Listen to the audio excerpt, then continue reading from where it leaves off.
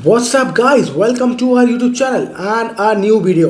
तो भाई आज हम बात करने वाले हैं दुनिया के सबसे अमीर आदमी की कहानी और हम समझने वाले हैं कि दुनिया का सबसे अमीर आदमी में ऐसा क्या खास था जो आम आदमी में, हम में और आप में नहीं है।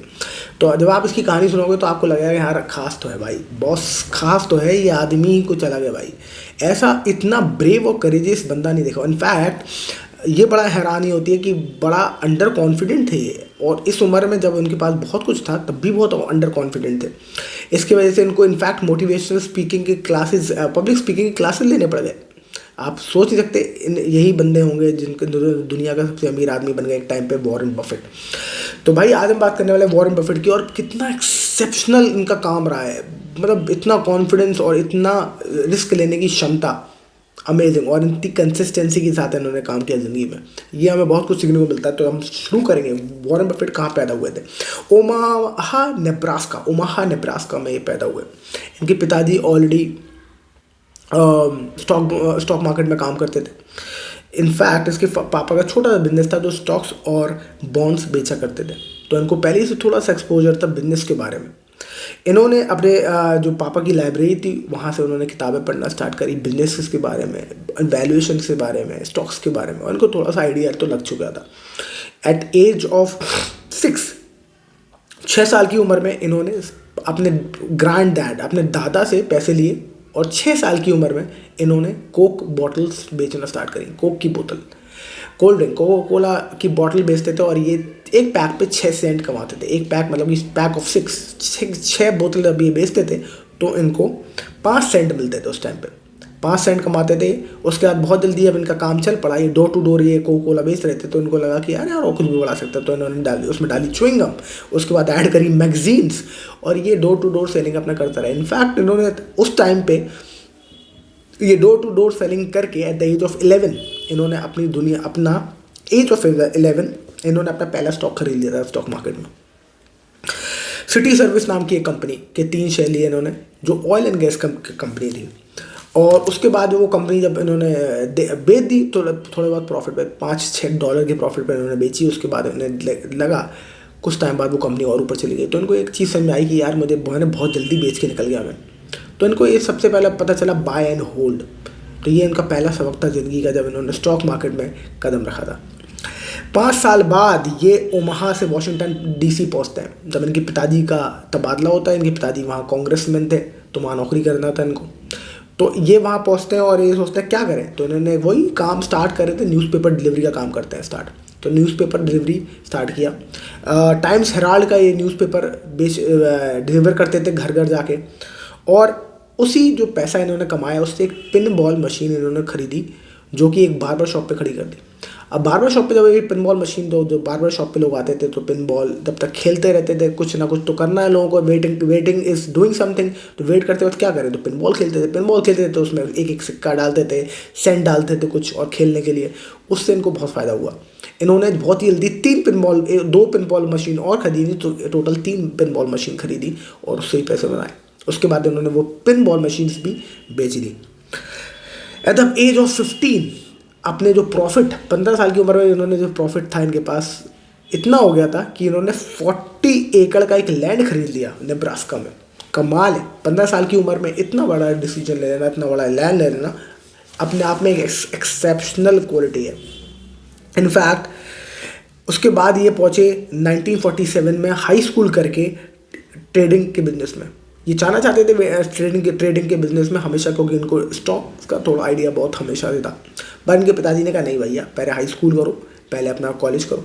तो कॉलेज के बाद ये, फिर उसका स्कूल के बाद इन्हें कॉलेज जाना पड़ गया। ये पहुँचे university of Columbia, university of Nebraska में ये पढ़ रहे थे। इन्होंने अपना बैचलर्स किया, बैचलर्स इन एडमिनिस्ट्रेशन। उसके बाद ये चाहते थे कि इनको हार्वर्ड में पढ़ाई करने को मिले, पर ये हार्वर्ड में ये रिजेक्ट हो गए। इतना ब्रिलियंट आदमी हार्वर्ड से रिजेक्टेड है तो कोई बड़ी बात नहीं है। फिर कोई भी आदमी रिजेक्टेड है फिर तो कोई भी कुछ भी कर सकता है। तो ये भाई साहब हार्वर्ड से हुए रिजेक्ट, और इनफैक्ट क्योंकि ये रिजेक्ट हो गए तो ये पहुँचे यूनिवर्सिटी ऑफ कोलंबिया मास्टर्स करने। और वहाँ इनको एक अकल लगी, क्योंकि इनको मिल गए वहाँ बेंजामिन ग्राहम, जिन्होंने इनकी ज़िंदगी बदल दी, जो कहते हैं फंडामेंटल इन्वेस्टिंग के बादशाह हैं। इनकी किताब थी बेंजामिन ग्राहम की इंटेलिजेंट इन्वेस्टर। लोग आज भी उसके बारे में बहुत पढ़ते हैं, उस किताब के बारे में। और वो कहते हैं कि it's a Bible for fundamental investing. तो जो भी आदमी फंडामेंटली इन्वेस्ट करता है उसके लिए बाइबल है। तो बेंजामिन ग्राहम ने इनको बहुत शेप किया, इनको समझाने की कोशिश करी किस तरीके से जो वैल्यूएशन है मार्केट के होते हैं। तो इन्होंने वहाँ से मास्टर्स डिग्री करी इकोनॉमिक्स में और साथ साथ बेंजामिन ग्राहम के साथ पढ़ते रहे। क्योंकि ये बहुत इंट्रोवर्ट थे, तो इन्होंने जैसे ही अपनी डिग्री पूरी करी इन्होंने कहा कि मैं ना वॉल स्ट्रीट में तो चला जाऊँगा पर मैं एक्चुअली लोगों से बात नहीं कर पाता हूँ और मैं लोगों से सामने फेस नहीं कर पाता। आई एम वेरी कॉन्फिडेंट, पतले दुबले थे बहुत ज़्यादा। तो इन्होंने करी पब्लिक स्पीकिंग का कोर्स। उस टाइम पे लोग उस टाइम पे पब्लिक स्पीकिंग करते थे उस टाइम पे भी, और लोग आज भी नहीं करते जो बात नहीं कर पाते। तो इन्होंने कभी शाय थे तो ही टुक एन एक्शन, ये नहीं कि नहीं है तो नहीं है, इन्होंने कहा कि सीखेंगे ये चीज़। इन्होंने पब्लिक स्पीकिंग सीखी और उसके बाद बेंजामिन ग्राहम के साथ ही उनकी कंपनी में लग गए न्यूयॉर्क में। और जहां उनको पता चला कि एनालिसिस की सिक्योरिटीज़ की एनालिसिस की कैसे की जाती है, तो इन्होंने समझा कि स्टॉक मार्केट में जो स्टॉक का एनालिसिस है वो कैसे होता है।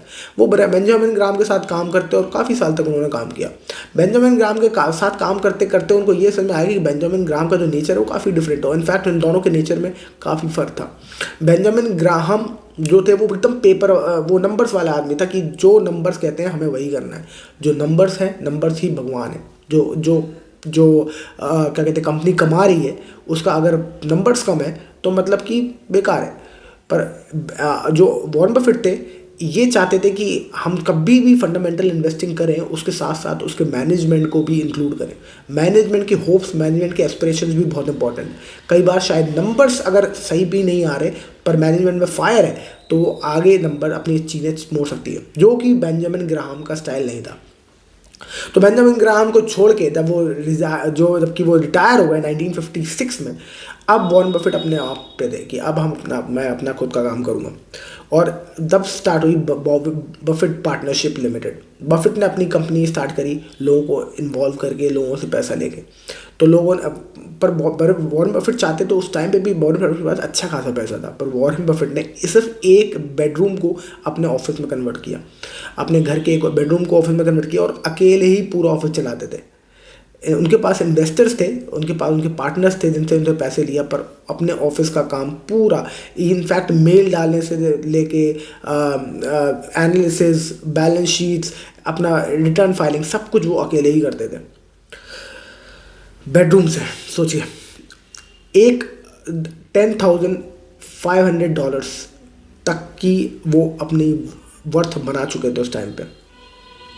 उन्होंने एक बढ़िया एक स्ट्रैटेजी पे काम करना स्टार्ट किया जिसको कहते थे सिगार बट स्ट्रैटेजी। यानी कि वो स्ट्रैटेजी जो कि सिगार बट की है। फॉर एग्जांपल जब कोई सिगरेट पीता है तो सिगरेट पीते पीते वो फेंकता है, जब तो सिगरेट में आखिरी जो है वो पफ रह जाता है, आखिरी 1-2 पफ रह जाते हैं, थोड़ा बहुत उसमें तम्बाकू रह जाता है।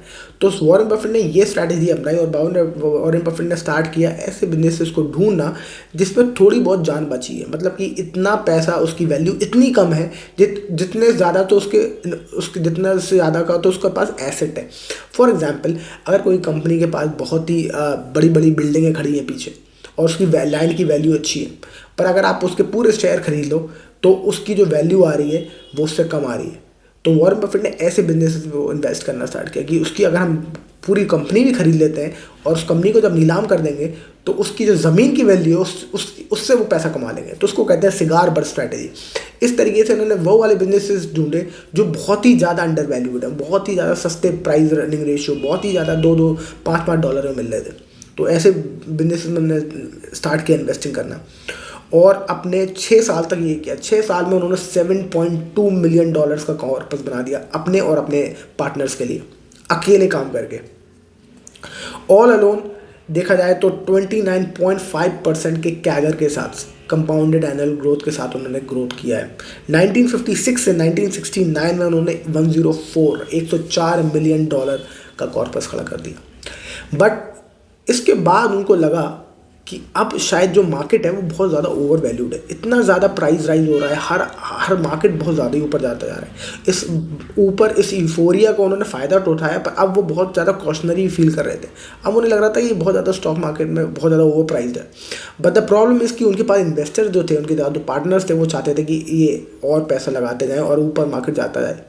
वो नहीं चाहते थे आगे पैसे लगाना, और वो चाहते थे कि अब मुझे शायद मैं ज़्यादा कंफर्टेबल नहीं हूँ क्योंकि मार्केट बहुत ज़्यादा ओवर वैल्यूड है, और वो डे डिसीजन नहीं ले सकते थे जब तक उनके पास पार्टनर्स थे।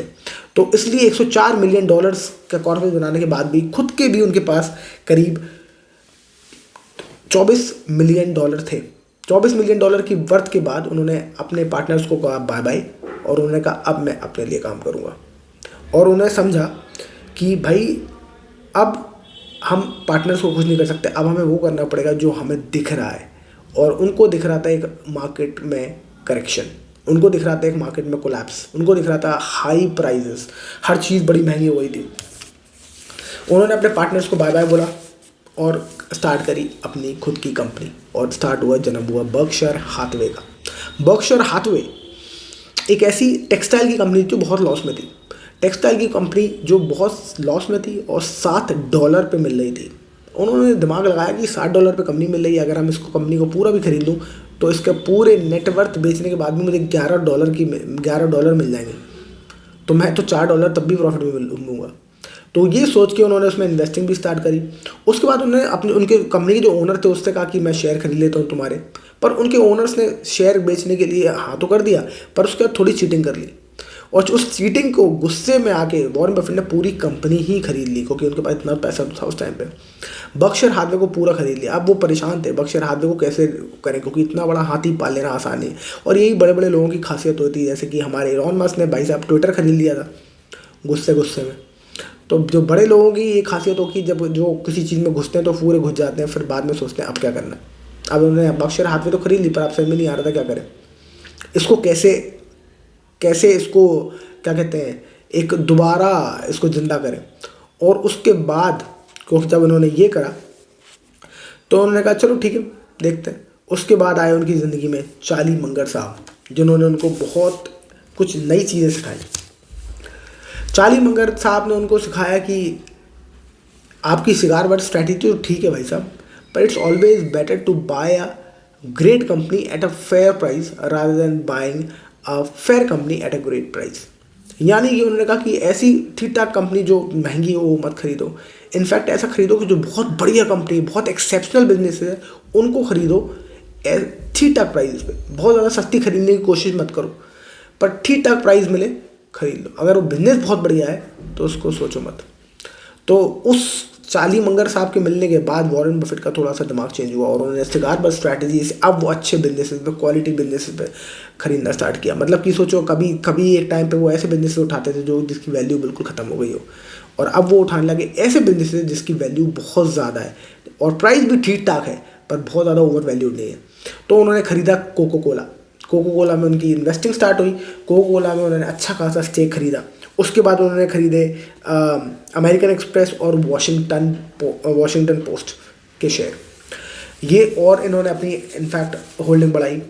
इनफैक्ट इसके बाद इनके पास इन स्टॉक्स को खरीदने के बाद इनके पास इतना बड़ा कॉर्पस हो गया, इतना सही इनकी इस स्ट्रैटेजी बैठी कि $240 मिलियन का इन्होंने कॉर्पस बना लिया। इनकी स्ट्रैटेजी में एक खासियत थी कि जो ये स्ट्रैटेजी थी इसको कहते हैं मोट स्ट्रैटेजी। ये बड़ा बोलते हैं इस बारे में अपने कि एक ऐसा बिजनेस जिसकी एक मोट हो, मतलब कि ऐसे समझो मोट उसको कहते हैं कि एक किला है, तुम्हारा किला है, किले के आसपास पानी ही पानी है और उसमें मगरमच्छ घूम रहे हैं। यानी कि कोई आदमी आना भी चाहे तुम्हारे किले तक तो पहले उसको मगरमच्छों से होते हुए आना पड़ेगा। तो ऐसा मोट हो तुम्हारे आसपास जो तुम्हें प्रोटेक्ट करे। तो ऐसी जो प्रोजेक्ट थे जैसे कि कोको कोला, वॉशिंगटन पोस्ट और अमेरिकन एक्सप्रेस, ऐसे जो उन्होंने स्टॉक्स खरीदे उससे उनको ये फ़ायदा हो रहा था कि वो ऐसा वो खरीद पा रहे थे, ऐसा स्टॉक खरीद पा रहे थे जिसका कोई कॉम्पिटिटर नहीं है, और है भी तो उनके पास इतना बड़ा एडवांटेज है कि वो उतना बड़ा कभी बन नहीं पाएगा। तो ये स्ट्रैटेजी से इन्होंने $240 मिलियन का कॉर्पस खड़ा कर लिया। उसके बाद इनको लगा कि अब क्या करना है, तो इन्होंने एक चीज़ समझी कि इंश्योरेंस बिजनेस में बहुत पैसा है। इनको लगा कि इंश्योरेंस बिजनेस में एक फ़ायदा है कि कैश फ्लो बहुत होता है। तो इंश्योरेंस बिजनेस में इनको बहुत इंटरेस्ट हुआ और इन्होंने अपने इंश्योरेंस बिजनेस में हिस्सेदारी खरीदना स्टार्ट कर दी। इन्होंने इंश्योरेंस बिजनेस को काफ़ी इंश्योरेंस बिजनेसेस को एक्वायर कर लिया। इनफैक्ट उस टाइम पर इनके पास 7% स्टेक कोको कोला में भी हो चुका था। एट द एज ऑफ 60 इन्होंने की नेटवर्थ जो है वो $1 बिलियन तक पहुंच गई थी। उसके बाद आज इनकी बहुत ही मोटे इन्वेस्टमेंट्स है कोका कोला, गोल्डमैन सैक्स और बैंक ऑफ अमेरिका में। 2008 में ये दुनिया के सबसे अमीर आदमी बन गए और आज भी इनको देखा जाता है। आज ये दुनिया में सबसे अमीर आदमी होने के बाद अब थोड़ा सा बिकवाली भी कर रहे हैं, अपना अपना थोड़ा सा कैश इन कर रहे हैं। अगर आप देखोगे तो उनको कैश की ज़रूरत नहीं है। एट द एज ऑफ 90 भी वो अब आराम से अपनी लाइफ जी सकते हैं, पर आप देखोगे उनको तब भी बहुत सिंपल लिविंग जीते हैं, तब भी बहुत ही सिंपल आप तरीके से आपको अपनी ज़िंदगी जीते हुए दिखाई देंगे। ना वो कभी पैसा शो ऑफ करते हुए दिखाई देंगे। वो हमेशा कहते हैं कि भाई अगर मुझे ये बिज़नेस में, मैं इस बिज़नेस में इसलिए हूँ क्योंकि मुझे यही आता है। इसका मतलब इसको कोई फ़र्क नहीं पड़ता कि इससे पैसा कितना बनता है, इससे उन्हें कोई फ़र्क नहीं पड़ता। उन्हें सिर्फ ये फ़र्क पड़ता है कि मुझे ये काम आता है कि नहीं, और इसलिए वो ये काम करते हैं। अगर आप देखोगे तो उन्हें बहुत ही हम्बल और बहुत ही फ्रूगल सी लाइफस्टाइल जीते हैं। कभी पैसा जितना बच सकता है उतना बचाते हैं। तो उन्होंने वो लाइफस्टाइल और वो अपनी फिलॉसफी अभी आज भी मेंटेन करी हुई है। सो आई होप इस वीडियो से आपको बहुत कुछ सीखने को मिला होगा। If yes, like, share and subscribe, and thank you so much for watching. I will see you in the next video. Bye bye.